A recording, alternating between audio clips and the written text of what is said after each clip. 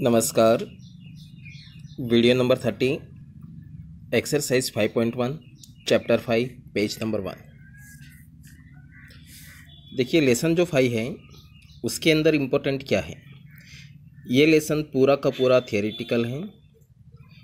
इसके पूरे लेसन को आपको बहुत अच्छी तरह पढ़ना है, 2 से 3 बार उसको रीडिंग करना है और उसके अंदर जितनी भी अभिधारणाएँ हैं, पूर्वधारणाएँ, अभिगृहित, प्रमेय जो दिए हुए हैं उन सबके कथन मीन्स स्टेटमेंट आपको याद रखना है। इसमें देखो क्वेश्चन नंबर फर्स्ट का फर्स्ट, इसमें आपको ट्रू फॉल्स चेक करना है। फर्स्ट लिखा हुआ है एक बिंदु से केवल एक ही रेखा गुजरती है, ये सत्य या असत्य। एक बिंदु से केवल एक रेखा गुजरती है, ये क्या है? गलत है। कैसे? जैसे ये P कोई एक बिंदु है, ये वाला पॉइंट, इस बिंदु से देखिए कितनी रेखाएं गुजरती है, ये भी गुजरती है, ये भी गुजरती है, ये भी गुजरती है, ये और भी बहुत सारी गुजर सकती है। ठीक है, तो एक बिंदु से एक रेखा गुजरती है, ये कथन असत्य है, गलत है। मतलब एक बिंदु से अनेक रेखाएं गुजर सकती है, जैसा ये आपको समझाया। ये एक बिंदु है, यहाँ से देखो कितनी सारी रेखाएं गुजर सकती है। सेकेंड है दो भिन्न बिंदुओं से अनंत रेखाएं गुजरती है। अपन को जांच करना है सत्य या असत्य। दो भिन्न बिंदु है, सपोज P और Q।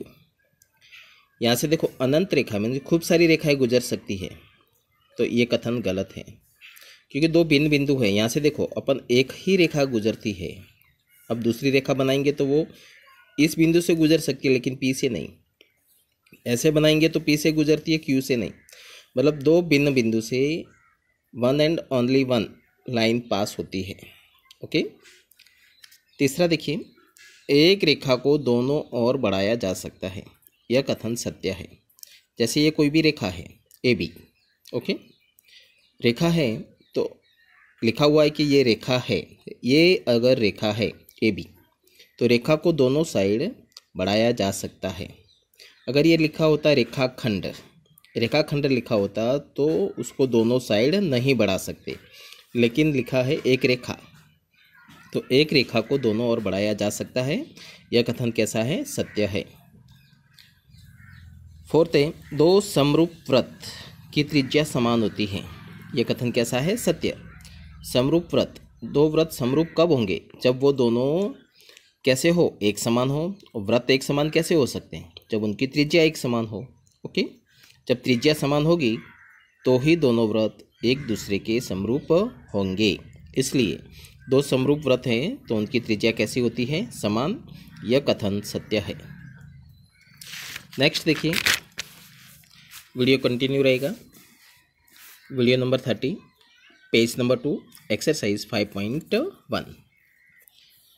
फर्स्ट का फिफ्थ, यदि AB equal to PQ, PQ equal to XY, then AB equal to XY। सत्य है, AB PQ के बराबर है, ये PQ XY के बराबर है, तो AB और XY भी कैसे होंगे? बराबर होंगे। ओके, देखो जो सेकंड क्वेश्चन है उसमें परिभाषाएं हैं। परिभाषाएं वैसे आप 8वीं क्लास में करके आए हो, फिर भी एक दो परिभाषा मैं आपको वापस समझा देता हूँ। जैसे दो परिभाषा मैं आपको लिखवा रहा हूँ और 2-3 परिभाषा जो इसमें है वो आपको सरल है, खुद लिखना है। समांतर रेखाएं, दो रेखाएं समांतर कब कहलाती है? यदि दो रेखाओं के बीच का अंतर कैसा हो? एक समान हो। जैसे यहाँ पे दो रेखा है, एक रेखा L और दूसरी M। रेखा L और M ये दोनों समांतर हो सकती है यदि इन रेखाओं के बीच का यहाँ का अंतर, इधर का अंतर, यहाँ का अंतर, अंतर मीन्स दूरी, दोनों रेखाओं के बीच की दूरी एक समान रहती हो। मतलब दोनों रेखाएं सीधी चलती हो। और कैसी सीधी चलनी चाहिए? कि उनके बीच की दूरी हमेशा एक समान रहनी चाहिए। तो दोनों रेखाएं कैसी कहलाती है? समांतर रेखाएं। लंबवत रेखाएं, यदि दो रेखाएं एक दूसरे को 90 डिग्री अर्थात समकोण में प्रतिच्छेदित करती हो। समकोण में कैसे प्रतिच्छेदित करती है? जैसे ये एक रेखा और ये दूसरी रेखा, ये वाला कोण है वो कैसा होना चाहिए? समकोण। सपोज ये रेखा है अपनी L, इस रेखा को माना M, ओके। तो रेखा L और M लंबवत रेखाएं कहलाएगी, परपेंडिकुलर लाइंस। यदि ये दोनों एक दूसरे को ये प्रतिच्छेदित यहाँ पे कर रही है, तो ये कोण अगर समकोण है अर्थात 90 डिग्री का है, समकोण अर्थात 90 डिग्री का, तो क्या हो जाएगा? दोनों रेखाएं लंबवत होगी। लंबवत होने के लिए ये जो प्रतिच्छेदित बिंदु पर जो कोण बन रहा है वो समकोण अर्थात 90 डिग्री का होना चाहिए। इसमें देखिए, आपको ये प्रश्न लिख के मेरे को होमवर्क भेजना है। यूक्लिड की सभी अभिगृहित लिखिए, यूक्लिड की सभी अभिधारणाएं लिखिए, परिभाषित शब्द कौन से हैं, अपरिभाषित शब्द कौन से हैं, वो सभी शब्दों को लिखना है, परिभाषित शब्द और अपरिभाषित शब्द।